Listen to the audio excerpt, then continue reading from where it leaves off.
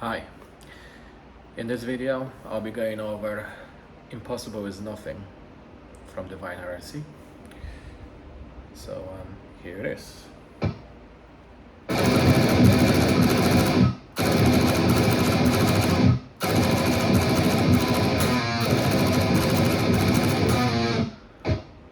So that's pretty much the intro. On the second fret of the low A string,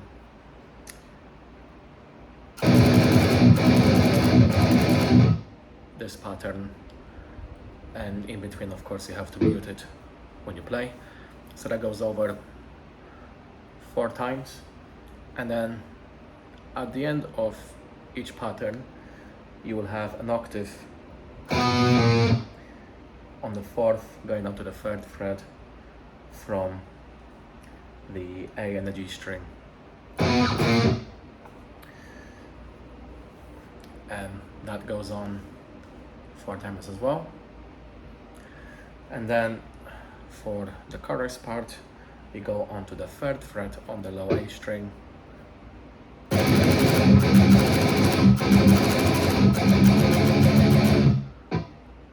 so that's the pattern.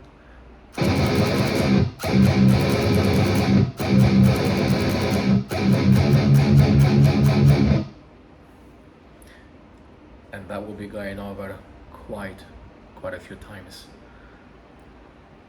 pretty much all the way until the little interlude section. So at the end, before the interlude, it will go, you immediately jump into the 7th fret of the A string. So that's how it goes fast.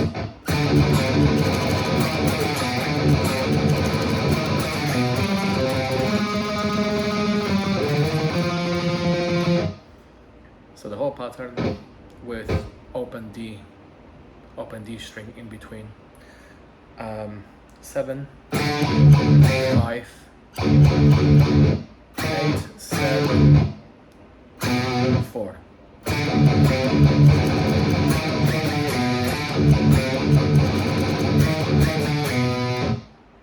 And then this pattern here between the D and the A string. So 7 on the D, then 5 on the A string, then A on the D string, 7, 7, 8 on the A string, and then 5th on the D string.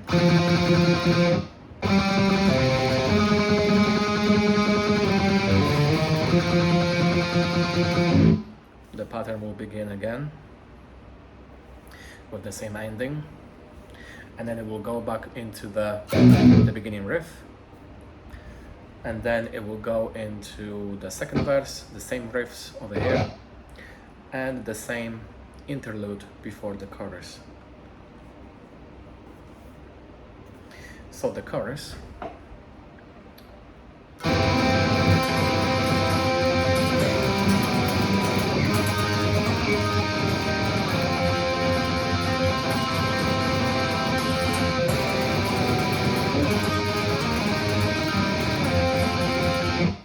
So that's the beginning of it.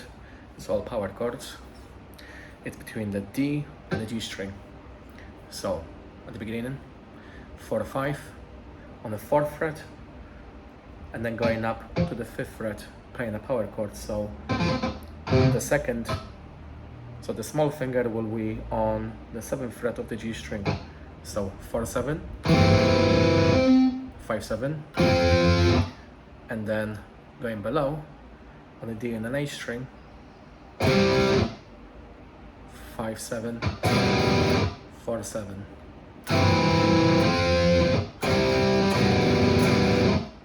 And going up to the power chord on the 8th fret and the 10th fret for the D and the G string. Then placing the small finger on the 10th fret on the D and the G string, playing the 5th, so it's going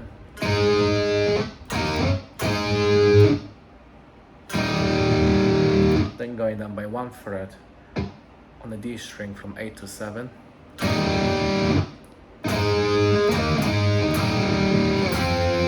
then going back down into the 5th fret power chord on the D and the G string. So you play that twice, and then it goes down to play the same notes but down below, but singular. So it's going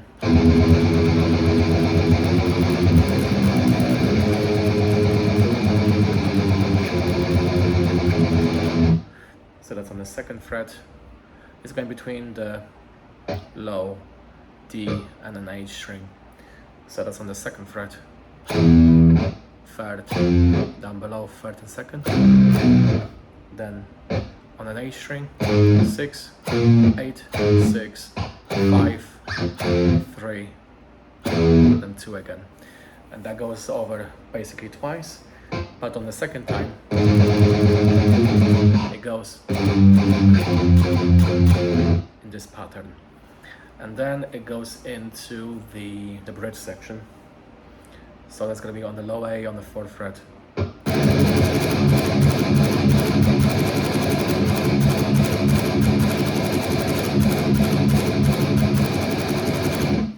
This pattern at the beginning, and then it's going to go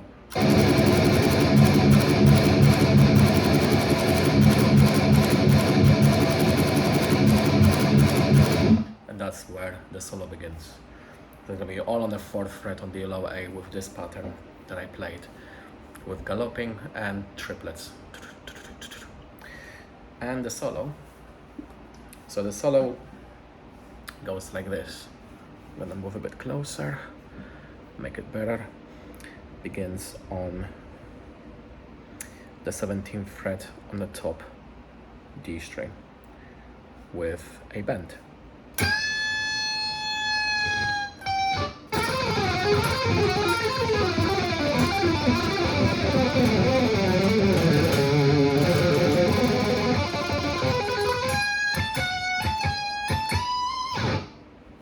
So that's the solo, and I'm gonna play it slowly because there is a lot of notes to talk about, but I'll play it slowly enough where you'll be able to pick it up.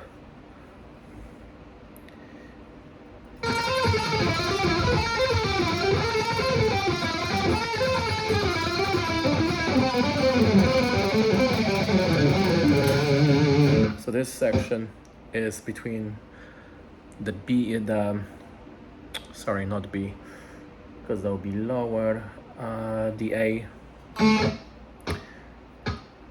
string and the F string.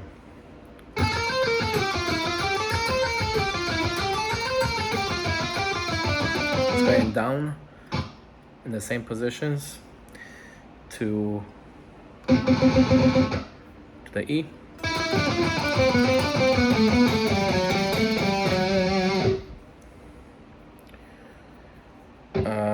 then down to the G string, A, with ending on the 11th fret of the A.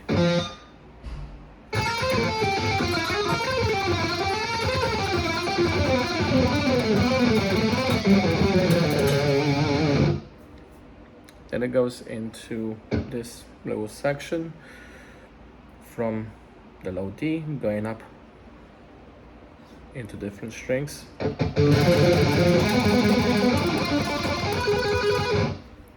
Going up 4 strings.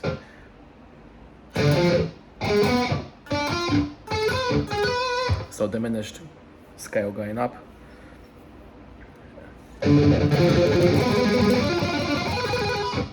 And then over here on those frets,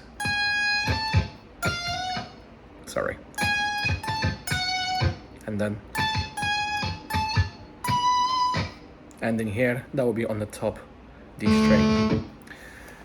And then after the solo comes a little interlude.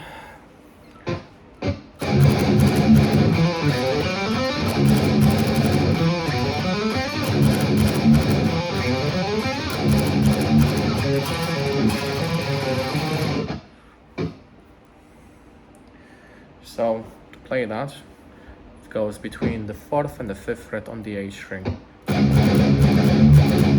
And then there's this pattern here that's beginning on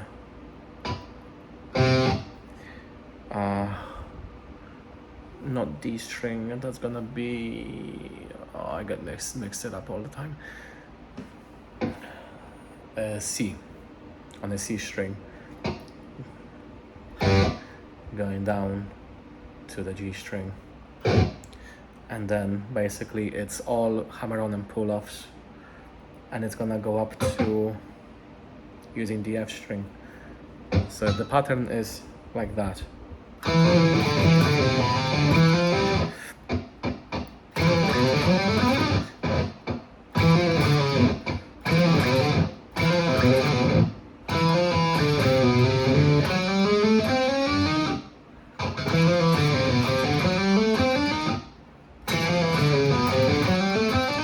Sorry for any mistakes. It's harder to play it slow.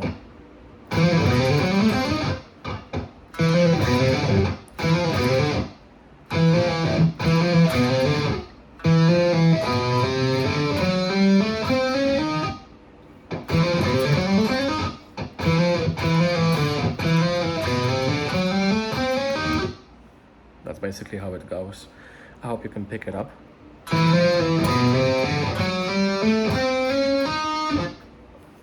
And then you do that a few times, and it goes down to this little section here.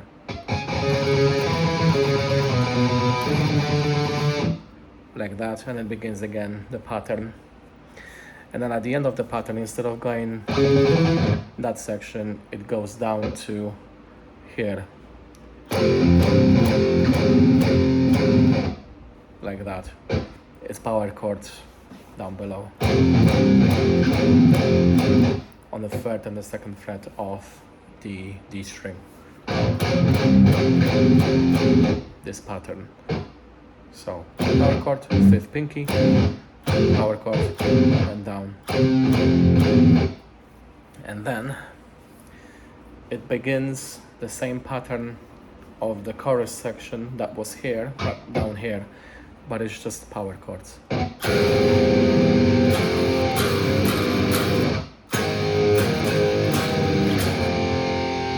But on the same frets that I explained earlier in the chorus section. And then it goes into the singular notes again. And then at the end, the same pattern that was in the intro. So that's pretty much the whole song.